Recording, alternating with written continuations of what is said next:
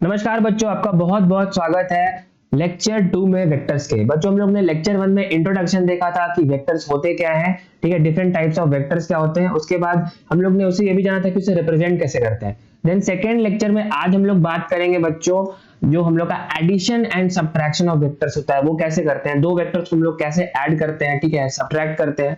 और उससे रिलेटेड जो तीन लॉज होते हैं, ट्रायंगल लॉ जो है, पैरेललोग्राम लॉ है और पॉलीगॉन लॉ जो है, ठीक है, तो इससे हम लोग रिजल्टेंट भी निकाल सकते हैं। तो हम लोग जल्दी से देखेंगे इस वीडियो में, चैनल को सब्सक्राइब कर लो, जल्दी से जुड़ जाओ।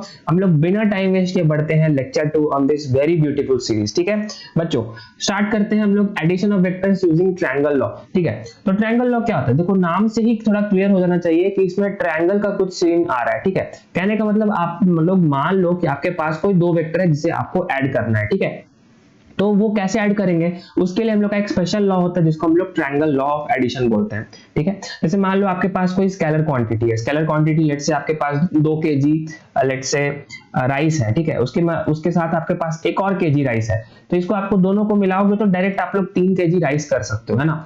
लेकिन वेक्टर्स में ऐसा नहीं होता है। आपके पास मान लो 2 मीटर पर सेकेंड की वेलोसिटी है ईस्ट में, और हम लोग के पास लेट्स से 1 मीटर पर सेकेंड की वेलोसिटी है नॉर्थ में, तो इनका रिजल्टेंट जरूरी नहीं है कि 3 मीटर्स पर सेकेंड हो किसी डायरेक्शन में, ठीक है, वो कुछ हो सकता है। वही हम लोग जानेंगे ट्रायंगल लॉ से कैसे करते हैं। देखो डेफिनेशन देख लेते हैं। डेफिनेशन बोलता है कि अगर दो वेक्टर लाइक कर रहा है on the sides of a triangle, जैसे मान लो आपके पास कोई ये वेक्टर है और आपके पास कोई एक ये वेक्टर है, इसको आप दोनों को ऐड करना है। कैसे करोगे, देखो इसके लिए सीन क्या है कि आपको इस वेक्टर को थोड़ा पीछे करो और इसको ऐसा लाओ कि इसका सेकंड जो फर्स्ट वेक्टर है उसका जो टेल है वो पीछे तरफ रहे और उसका हेड ऐसा रहे। मैं आपको समझाने की कोशिश करता हूं, ठीक है। जैसे मान लो ये जो वेक्टर है इसको हम लोग नहीं छेड़ेंगे, पहले वाले वेक्टर को, सेकंड वेक्टर को हम लोग रिप्रेजेंट करते हैं एज यूजिंग दिस। पहला वेक्टर हम लोग का एज इट इज है, और जो दूसरा वेक्टर ये वाला है इसको हम लोग क्या करेंगे, थोड़ा सा पीछे ले आएंगे। तो अगर आप लोग ध्यान से देखोगे तो हमारे पास दो साइड्स ऑफ अ ट्रायंगल बन गया है, ठीक है। कुछ नाम भी दे देते हैं ताकि हम लोग के लिए आसानी हो समझने का। लेट्स से इस वेक्टर का नाम है OA, इस वेक्टर का नाम है लेट्स से, ठीक है, इसका नाम है लेट्स से BC, या कुछ भी इस वेक्टर का नाम V1 V2 है। तो पहला वाला वेक्टर तो चेंज नहीं हुआ OA, दूसरा वाले वेक्टर का क्या नाम है B या C, ठीक है। B और C वेक्टर तो सिंस ये पॉइंट सेम है तो इसको O ही रहने देते हैं। तो इन दोनों का जो एडिशन होगा ना, वो वेक्टर हम लोग का कुछ ऐसा बनेगा। मतलब आपको इन दोनों साइड्स को ऐसे फेस करना है सच दैट इनका जो एक रिजल्टेंट बने वो इसके एक ट्रायंगल को कंप्लीट करे, ठीक है। समझ में आया? मैं फिर से दिखाता हूं आप लोग को। देखो समझना इसको बहुत आसानी से है। जैसे मान लो बच्चों हम लोग के पास कोई दो वेक्टर है, एक वेक्टर ये है V1, दूसरा वेक्टर ये है V2। तो अगर इनको आप ऐसे देखोगे तो ये साइड्स ऑफ अ ट्रायंगल को कंप्लीट करना चाहिए। तो उसके लिए हम लोग एक थर्ड लाइन लेंगे, थर्ड वेक्टर लेंगे और इनके दोनों एजेस को जोड़ देंगे, ठीक है। जो हम लोग का ये पहला वेक्टर है, जो हम लोग का दूसरा वेक्टर है, तो हम लोग का तीसरा वेक्टर जो बनेगा वो इन दोनों के जो वर्टिसेस हैं उसको कोलाइड करना चाहिए, उसमें साथ सेम होना चाहिए। और इसी को अगर हम लोग इसको फोर्स करेंगे इस तरफ इस साइड में, तो हम लोग का जो थर्ड वेक्टर बनेगा यही इन तीनों का रिजल्टेंट होता है। इसी को हम लोग बोलते हैं सिंपल भाषा में ट्रायंगल लॉ ऑफ एडिशन। मतलब दो वेक्टर्स को अगर if they are represented by two sides of a triangle, then the resultant in the addition of these two vectors will be the third side of the triangle represented from tail to head. मतलब आपको इसी direction में करना है, ठीक है। समझ में आया? थोड़ा बहुत समझ में आ रहा होगा। इसको हम लोग थोड़ा सा और अच्छे से पढ़ेंगे और उसी हिसाब से हम लोग एक नेक्स्ट लॉ भी देख लेंगे जो कि इसी का थोड़ा सा ही ट्विस्ट है, लेकिन सेम टू सेम डिट्टो वही लॉ है जिसको हम लोग बोलते हैं पैरेललोग्राम लॉ ऑफ एडिशन, ठीक है। मतलब मान लो कि अगर आपके पास अगेन कोई हम लोग के पास दो वेक्टर्स है, ठीक है, लेट्स से वो V1 और V2 होता है, और उसको हम लोग क्या कर रहे हैं, उसको हम लोग को ऐड करना है, ठीक है। जैसे मान लो आपके पास एक वेक्टर ये है V1, ठीक है, V1 वेक्टर आपके पास ये है, इसको नाम दे देते हैं। दूसरा वेक्टर हम लोग के पास ये है V2, ठीक है। तो ये हम लोग के पास V1 V2 वेक्टर आ गया, तो हम लोग को इसका रिजल्टेंट V1 प्लस V2 निकालना है। लेट्स हम लोग के पास V1 प्लस V2 निकालना है और इसको हम लोग क्वेश्चन मार्क कर देते हैं। तो क्या होगा, आपको कुछ नहीं करना है बच्चों, आपको इसके पैरेललोग्राम को कंप्लीट करना है। मतलब एक साइड आप इसके पैरेलल ड्रॉ कर दो, सेम टू सेम साइज का, मतलब हम लोग का कुछ ऐसा दिखेगा, है ना। और एक साइड आप इसके पैरेलल को ड्रॉ कर दो same to same on this side, ठीक है। मतलब इसके बेसिकली एक पैरेललोग्राम को कंप्लीट करो। तो हम लोग के पास क्या होगा, ये हम लोग का एक साइड हो गया और हम लोग के पास ये एक साइड हो गया। तो इनका जो डायगोनल होगा ना बच्चों, वही होता है हम लोग का फाइनल रिजल्टेंट वेक्टर। इसी को हम लोग क्या बोलते हैं, आर वेक्टर बोलते हैं, जिसको हम लोग आर से डिनोट करते हैं। ठीक है, तो यही हम लोग का सिंपल था, just like triangle law of addition. ये क्या है, पैरेललोग्राम लॉ ऑफ एडिशन। इनमें कोई चेंज नहीं है, मैं आपको प्रूव करूंगा आपके सामने कि these two laws are same to same, बस नाम अलग है। ठीक है, बाकी सेम टू सेम चीज है। कहने का मतलब आप क्या करो, इस जो v1 वेक्टर को आप लोग देख रहे हो, इसको थोड़ा सा पीछे ले आओ। पीछे ले आएंगे तो हम लोग का v1 वेक्टर कैसा है, ये वाला जो वेक्टर यहाँ पे था, ये अब कुछ ऐसा बन जाएगा, है ना, ऐसा बन जाएगा। और मेरे पास सिंस इसका डायरेक्शन और मैग्नीट्यूड सेम है, तो these two vectors are same only. तो हम लोग के पास v1 वेक्टर है और v2 वेक्टर है। इन दोनों को जोड़ना अभी हम लोग ने जस्ट सीखा था कि if these two vectors are represented by sides of a triangle, then the third side will constitute the third vector which is the resultant of these two v3 vector. ठीक है, जिसको हम लोग r वेक्टर भी बोलते हैं। अगर आप लोग देखोगे तो ये दोनों जो वेक्टर्स हैं, ये दोनों पैरेलल हैं। वही हम लोग का जो मतलब है कि ट्रायंगल लॉ और parallelogram law same to same है। ठीक है, ये हम लोग ने इसका कॉन्सेप्ट पढ़ लिया, मतलब पैरेललोग्राम बनना चाहिए पैरेललोग्राम लॉ में, ट्रायंगल बनना चाहिए ट्रायंगल लॉ में। ठीक है, क्लियर हुआ। उसी तरह से ये पैरेललोग्राम को हम लोग थोड़ा सा और एक्सटेंड करेंगे। तो अगर हम लोग को लॉ को देखेंगे, पॉलीगन लॉ को, पहले हम लोग ट्रायंगल से, पैरेललोग्राम में क्या ट्रायंगल में 3 साइड्स होता है, फिर जो पैरेललोग्राम होता है उसमें 4 साइड्स होते हैं। उसी तरह से हम लोग के पास पॉलीगन में लेट्स से हम लोग के पास n साइड्स हैं। n मतलब कुछ भी हो सकता है, n का वैल्यू 3 हो सकता है, 4 हो सकता है, 5 हो सकता है, 6 हो सकता है।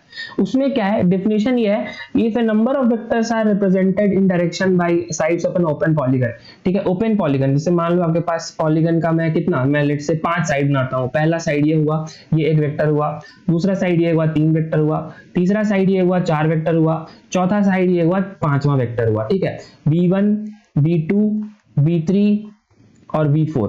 तो आप लोग इमेजिन कर सकते हो कि इनका जो रिजल्टेंट होगा वो होगा closing side of polygon taken in opposite order. मतलब ये जो हम लोग का यहां से यहां तक जो हम लोग एक लाइन ड्रॉ करेंगे और उसको हम लोग जो क्लोज करेंगे, वही हम लोग का क्या हो जाएगा, वही हम लोग का रिजल्टेंट वेक्टर हो जाएगा, जो हम लोग को basically nothing but v1 plus v2 plus v3 plus v4। ठीक है, यही हम लोग का r वेक्टर के बराबर है। मतलब इस एक आपको काम क्या करना है, आपको ये क्लोज लूप बनाना है और उस पॉलीगन को आप कंप्लीट करोगे तो वही हम लोग का फाइनल रिजल्टेंट वेक्टर बन जाएगा। ठीक है, बस एक बात आप लोग को बहुत ध्यान से सुनना है, ध्यान रखना है बच्चों, कि हम लोग का जो r वेक्टर का डायरेक्शन होता है वो ऑपोजिट होता है ऑर्डर के। मतलब कहने का मतलब v1 v2 v3 v4 देख रहे हो, लेफ्ट से राइट बढ़ रहा है, बेसिकली एंटी क्लॉकवाइज आ रहा है ना, v1 v2 v3 v4।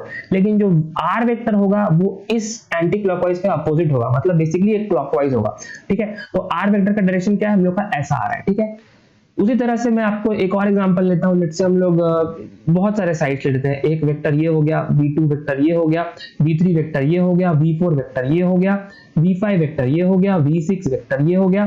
तो हम लोग के पास क्वेश्चन पूछता है कि v7 वेक्टर जो इन सब का रिजल्टेंट क्या होगा। तो आपको मैंने अभी जस्ट सिखाया कि इन दोनों पॉइंट्स को आप जोड़ दो, इन दोनों को आप कंबाइन कर दो और इनका जो डायरेक्शन को अपोजिट कर दोगे, उस डायरेक्शन को अपोजिट कर दोगे, वो हम लोग का एक रिजल्टेंट वेक्टर देगा। रिजल्टेंट वेक्टर का भी मैंने आप लोग को मतलब बता दिया बच्चों, कि अगर आप ये जितने सारे रेड वेक्टर्स देख रहे हो, जितने सारे रेड वेक्टर्स देख रहे हो, v1 v2 v3 v4 v5 और v6, इन सबको आप देख रहे हो, तो ये सबका जो सेम कंबाइंड इफेक्ट जो प्रोड्यूस करेगा, उसी को हम लोग क्या बोलते हैं, रिजल्टेंट वेक्टर बोलते हैं। मतलब कहने का मतलब ये जो जितना जो ये मिल करके 6 वेक्टर जो इफेक्ट प्रोड्यूस कर रहे हैं, है ना, 6 वेक्टर आपको दिख रहा है ये इफेक्ट प्रोड्यूस कर रहे हैं, वो ये अकेला बंदा प्रोड्यूस कर देगा, उसी को बोलते हैं हम लोग रिजल्टेंट वेक्टर, जो कि it will be equal to the effect caused by all of them. ठीक है, मतलब effect by all of them. ठीक है, समझ में आ गया, बहुत क्लियर है। ठीक है, उसी तरह से हम लोग के कुछ वेक्टर के एडिशन के प्रॉपर्टीज है बच्चों। सीधा पॉइंट पे जाते हैं, आप लोग को बिना टाइम वेस्ट किए आप लोग को सबसे इंपॉर्टेंट चीजें हैं वही बताएंगे, और जिससे जो आप लोग को कॉन्सेप्ट जो है बहुत अच्छे से स्ट्रांगली बिल्ड होगा। ठीक है, कोई भी डाउट हो जरूर कमेंट करना। देखो, वेक्टर एडिशन के बेसिकली 3 बहुत इंपॉर्टेंट प्रॉपर्टीज है, कम्यूटेटिव, एसोसिएटिव और डिस्ट्रीब्यूटिव।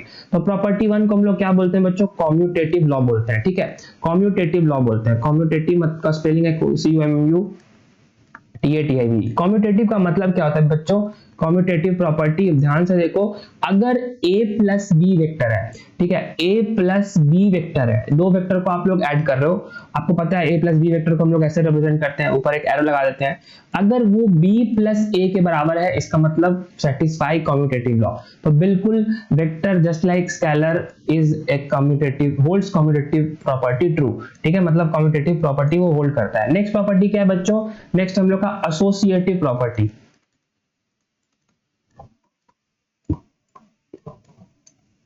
ठीक है।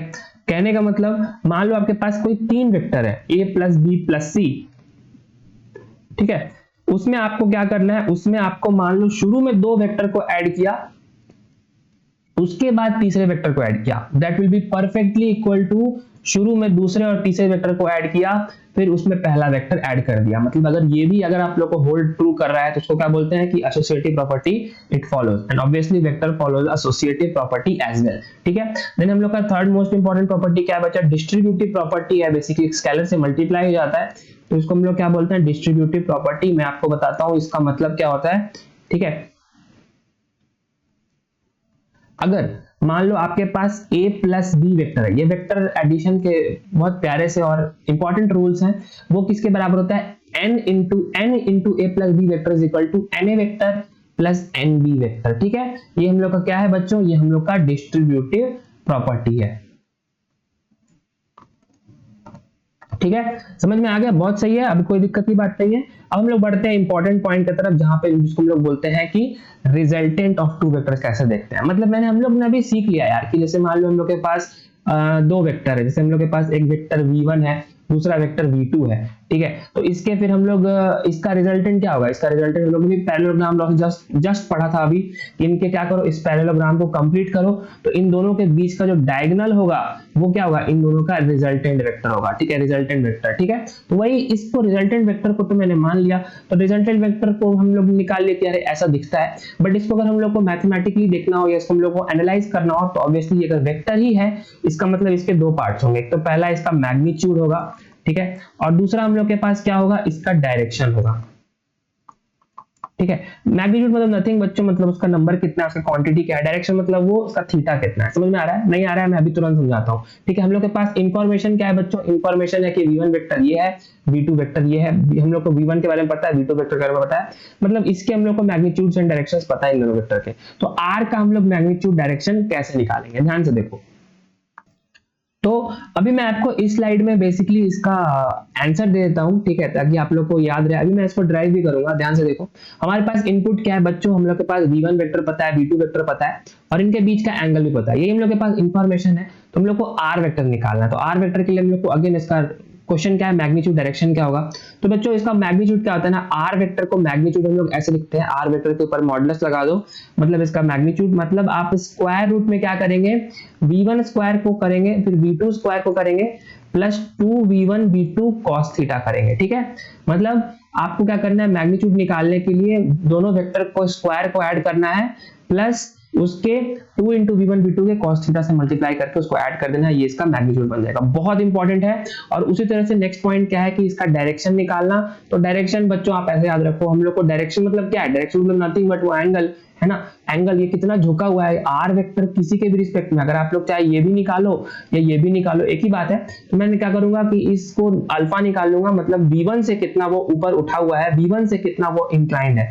तो इसके लिए बच्चों ये सॉल्यूशन ये है कि इसका जो tan ऑफ अल्फा होता है ना, tan ऑफ अल्फा होता है नथिंग बट, जैसे मान लो आपको ये वेक्टर v है, ठीक है, इसके ऊपर का जो साइन कंपोनेंट है उसका, जैसे आप लोग ये देखो, मतलब इसका अगर v2 वेक्टर दिख रहा है, वो आपको याद करने का जरूरत भी नहीं पड़ेगा, v2 का अगर आप लोग साइन थीटा ले लोगे, ठीक है, डिवाइडेड बाय v2 का cos थीटा प्लस v1, ठीक है। तो इससे हम लोग को क्या करते हैं, इससे हम लोग को यही हम लोग का फाइनल इक्वेशन है, इसे क्या करेंगे हम लोग अल्फा निकाल लेंगे।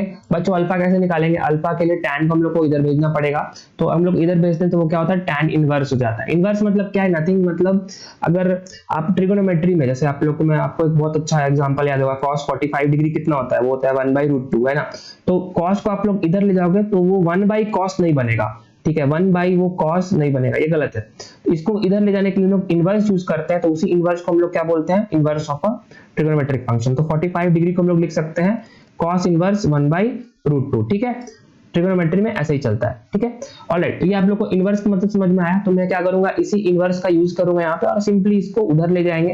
तो अल्फा का वैल्यू क्या हो जाएगा, tan इनवर्स में हो जाएगा कितना, v2 sin theta by v1 plus v2 cos theta, ठीक है।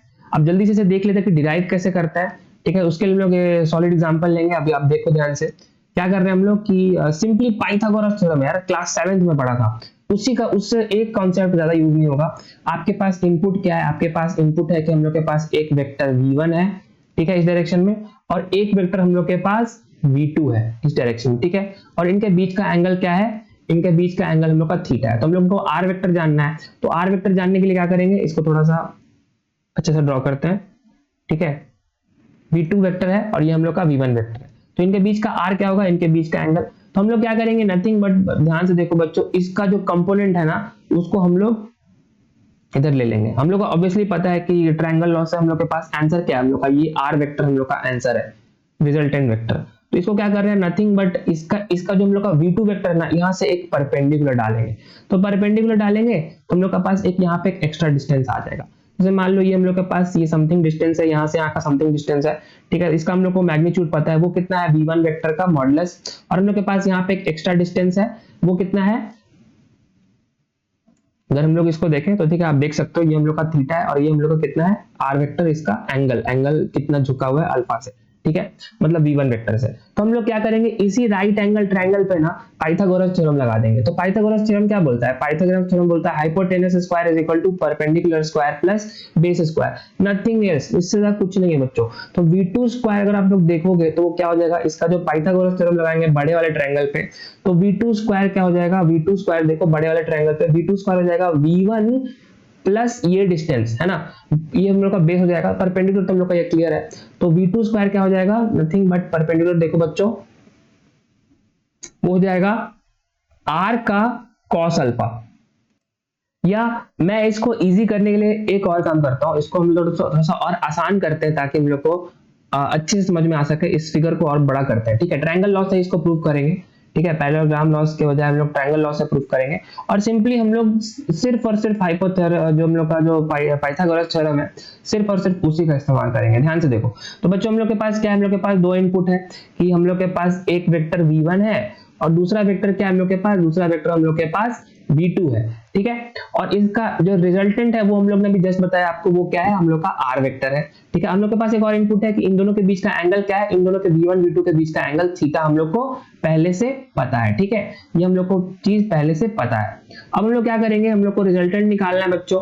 तो रिजल्टेंट होता है क्या, इन दोनों के ट्रायंगल्स के जो थर्ड साइड है उसको जोड़ देंगे तो हम लोग का r वेक्टर निकल जाएगा, r वेक्टर निकल जाएगा ना। और वो किसी एंगल पे वो इंक्लाइंड होगा, मतलब v1 से कुछ अल्फा एंगल पे वो घुमा हुआ होगा, ठीक है। तो हम लोग के पास जो हम लोग के पास इनपुट है वो क्या क्या है बच्चों, हम लोग के पास इनपुट है v1 v2 वेक्टर के बारे में, मतलब हम लोग के पास v1 वेक्टर का हम लोग को मैग्नीट्यूड पता है, ठीक है। जो नोन टर्म्स है बच्चों हमको उसको रेड में लिखते हैं ताकि पूरा कंफ्यूजन जो है वो बिल्कुल भी ना बचे, ठीक है। तो हम लोग के पास v1 वेक्टर का मैग्नीट्यूड है, हम लोग को पता है इसके बारे में, इसको लेट्स से v1 से डिनोट करते हैं।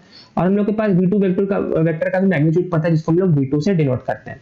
फिर एक और चीज हम लोग के पास क्या पता है कि थीटा है हम लोग का angle between v1 and v2 vector, ठीक है। ये हम लोग का एंगल है बिटवीन v1 और v2। हम लोग को निकालना क्या है, रिक्वायरमेंट क्या है बच्चों, देखो ध्यान से, रिक्वायरमेंट है हम लोग को r वेक्टर है ना, रिजल्टेंट वेक्टर। इसका मतलब क्या है, हम लोग को उसको मैग्नीट्यूड निकालना है और वो किसी एंगल पे इंक्लाइंड है, मतलब जैसे अल्फा मैंने आपको बताया, r वेक्टर का मतलब है हम लोग को r वेक्टर निकालना है और अल्फा निकालना है। ये दोनों चीज निकल जाएगा तो हम लोग को r वेक्टर के बारे में पूरी जानकारी हो जाएगी, ठीक है। क्या करेंगे बच्चों, ध्यान से देखो, एक हम लोग यहाँ पे परपेंडिकुलर ऐड करेंगे, परपेंडिकुलर ऐड करेंगे और सीधा हम लोग यहाँ पे पाइथागोरस थ्योरम लगा देंगे। परपेंडिकुलर मतलब वो 90 डिग्री है, ठीक है। चाहो तो कुछ नाम भी दे सकते हो, लेट्स से हम लोग उसको O दे देते हैं, इसको A दे देते हैं, इसको B दे देते हैं, इसको C दे सकते हैं। अब हम लोग क्या करेंगे बच्चों, हम लोग दो बार पाइथागोरस थ्योरम लिखेंगे।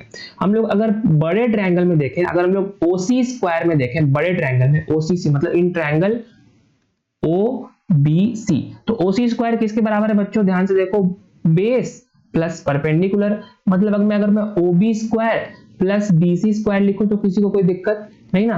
तो OB स्क्वायर हम लोग लिख सकते हैं, ठीक है।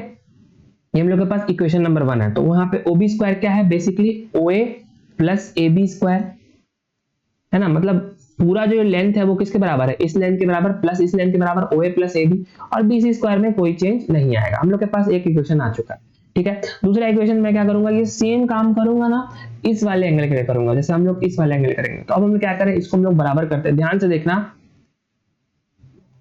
सब्स्टिट्यूट करेंगे एकदम बिल्कुल चेंज इसमें नहीं आएगा। हम लोग का यहाँ पे क्या है, यहाँ पे हम लोग का OA की जगह आ जाएगा हम लोग का, ध्यान से देखो, OA मतलब V1 हमको पता है, AB क्या हो जाएगा, AB हम लोग को तत्काल ऐसे रहने देते हैं, ठीक है, इस स्क्वायर हो जाएगा, प्लस BC का भी वैल्यू हम लोग को अभी तत्काल हम लोग को नहीं पता है, इसको ऐसे रहने देते हैं। साइड में एक बहुत प्यारा कैलकुलेशन करेंगे, अगर हम यहाँ पे इस ट्रायंगल में देखें, अगर आप लोग इस ट्रायंगल को ध्यान से देखो तो ये थीटा है, ये हम लोग के पास क्या है, AB है, और ये हम लोग के पास ये C है।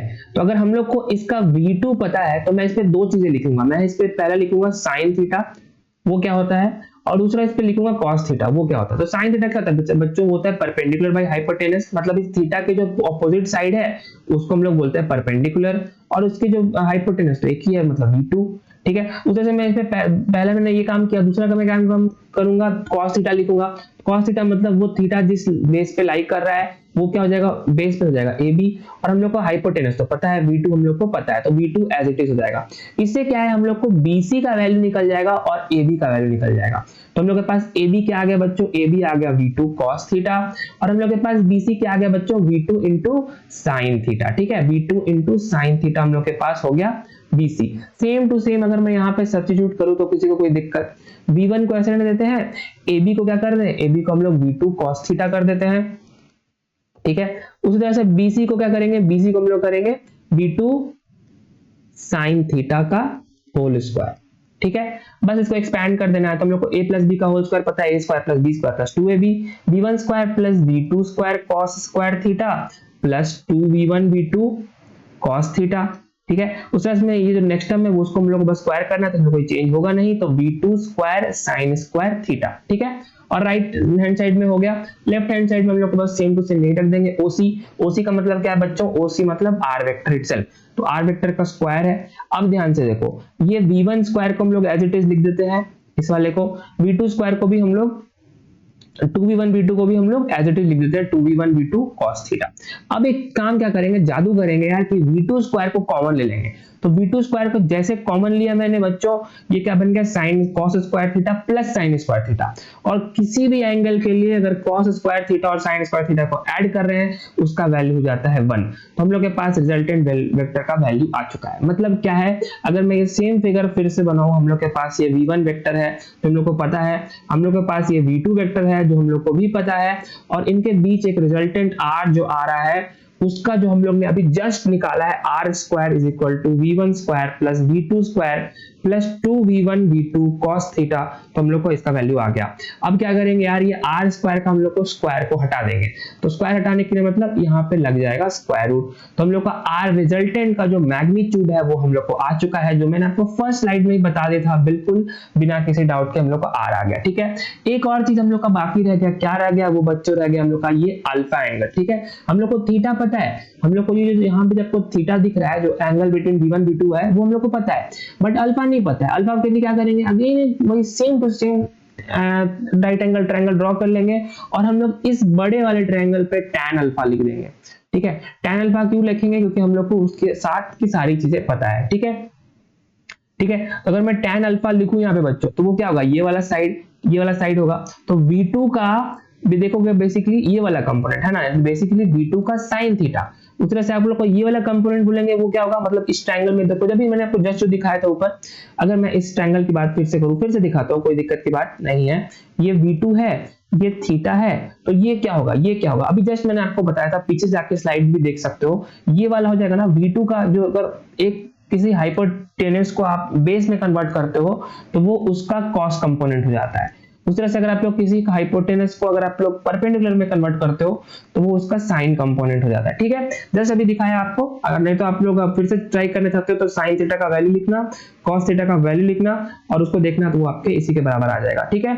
तो tan अल्फा क्या हो जाएगा बच्चों, परपेंडिकुलर बाय बेस, इस वाले ट्रायंगल, बड़े वाले ट्रायंगल में। तो tan अल्फा क्या हो गया, v2 sin थीटा रह गया, और नीचे क्या आ गया, v1 आ गया, प्लस ये वाला कंपोनेंट, ये वाला कंपोनेंट क्या है बच्चों, v2 cos थीटा। तो हम लोग ने रिजल्टेंट को भी बहुत अच्छे से कर लिया है डिराइव, ठीक है। ऑलराइट, तो इस तरह से हम लोग का सब इंपॉर्टेंट जो मैंने आपको सिखाया था वो मैंने सिखा दिया है कि रिजल्टेंट ऑफ टू वेक्टर्स कैसे निकालते हैं ट्रायंगल लॉ से, पैरेललोग्राम लॉ से। और इसके दो बहुत प्यारे चीज होते हैं कि जो मैग्नीट्यूड ऐसा होता है, डायरेक्शन ऐसा होता है, ठीक है। इस पे कुछ कुछ और बातें कर लेते हैं यार कि इस पे क्या, इसका मतलब क्या है, इसका रिजल्टेंट तो निकाल दिया। अब थोड़ा सा कॉमन सेंस देखते हैं। अगर ये आर वेक्टर की मैं बात करूं, वो क्या है, v1 square plus v2 square plus 2v1 v2 cos theta, जहां पे v1 और v2 हम लोग का मान लेते हैं फिक्स है।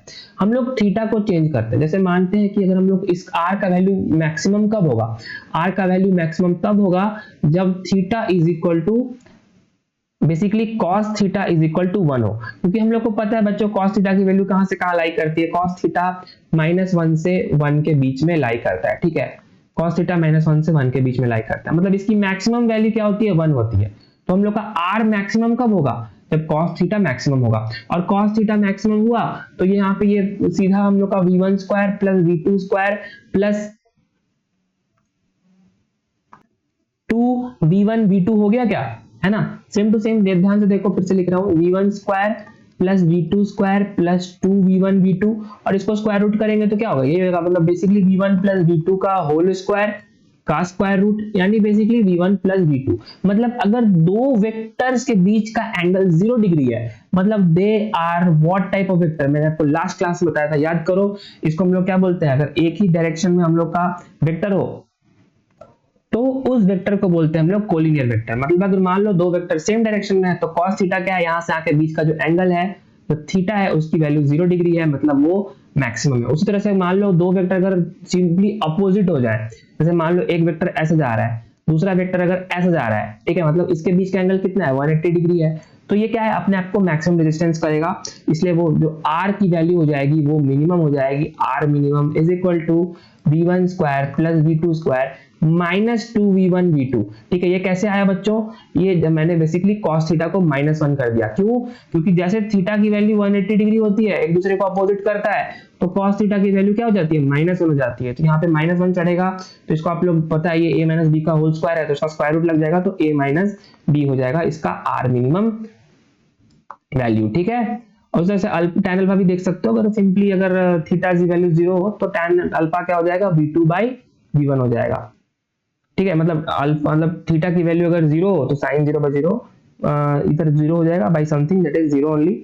और अगर tan अल्फा थीटा की वैल्यू जैसे मान लो 180 डिग्री हो, ठीक है, तो वो अल्फा क्या है, वो भी उसी हिसाब से अपने आप को चेंज करेगा, ठीक है। sin पाई माइनस sin पाई 0 होता है, और cos थीटा पे बेसिकली उसमें भी हम लोग का एंगल होगा वो 0 ही होगा। और अगर परपेंडिकुलर लग जाए, ऐसा भी कुछ टर्म हो जाए, है ना, cos 90 हो जाए, जैसे मान लो एक वेक्टर ऐसा है, दूसरा वेक्टर ऐसा है, तो उसमें क्या डिपेंड करेगा, उसमें भी इसी पैरेललोग्राम लॉ को ही फॉलो करेगा, और अल्फा की वैल्यू आप फिर वहां से निकाल सकते हो, वो उस रेशियो पे डिपेंड करेगा। tan alpha is equal to v2 by v1, ठीक है। ऑलराइट, तो ये हम लोग का हो गया रिजल्टेंट ऑफ वेक्टर्स। हम लोग लास्ट कंक्लूड करेंगे कि सब्ट्रैक्शन ऑफ वेक्टर्स कैसे करते हैं। तो सब्ट्रैक्शन ऑफ वेक्टर कुछ नहीं है बच्चों, वो एडिशन का ही नेगेटिव चीज है। जैसे मान लो आपके पास एक वेक्टर v1 है, ठीक है, दूसरा वेक्टर आपके पास क्या है, v2 वेक्टर है। मैंने आपको सिखाया कि हम लोग दो वेक्टर को ऐड कैसे करते हैं, इसको पैरेललोग्राम बना देना है, पैरेललोग्राम बना दिए तो ये हम लोग का क्या होगा, ये वाला बन गया basically r vector is equal to v1 plus v2 vector, ठीक है। उसी तरह से मेरे पास v1 माइनस v2 वेक्टर आ जाए तो उसको कैसे सॉल्व करेंगे भाई, v1 माइनस v2 वेक्टर, तो v2 वेक्टर अगर ऐसा है, ठीक है, v2 वेक्टर अगर हम लोग का ऐसा है, ठीक है, तो माइनस v2 वेक्टर कैसा होगा, माइनस v2 वेक्टर ऐसा हो जाएगा, बिल्कुल कोई दिक्कत नहीं है।